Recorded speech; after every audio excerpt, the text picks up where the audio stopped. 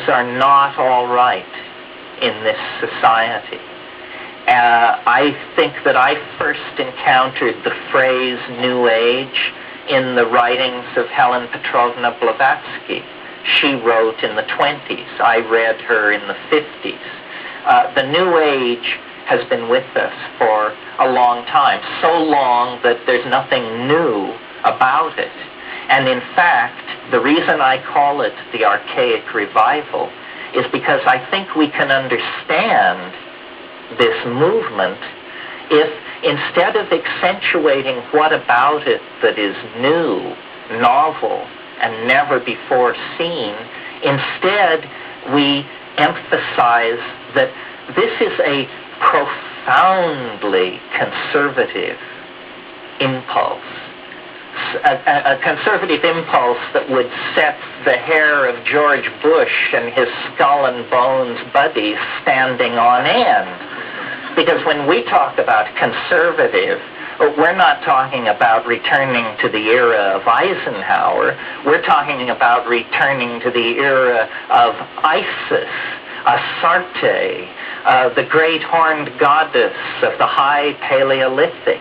In other words, this program of material civilization, exteriorization of ideas into matter through first alchemy and magic and then science and industry, this process is coming to an end, one way or another.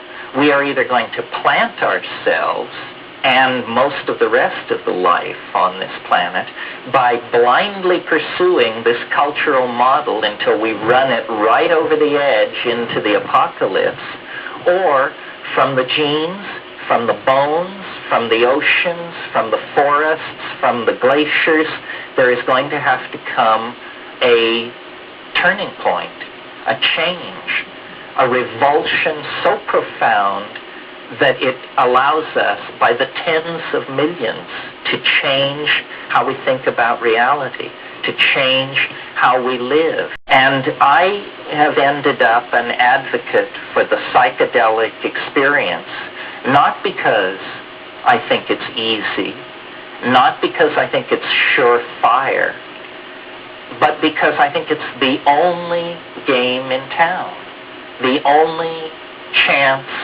left. If we had 1,000 years, if we had 500 years, maybe propaganda, messages on boxes of cereal, photographs on cartons of milk, I don't know, something might do it. But we don't have 500 years.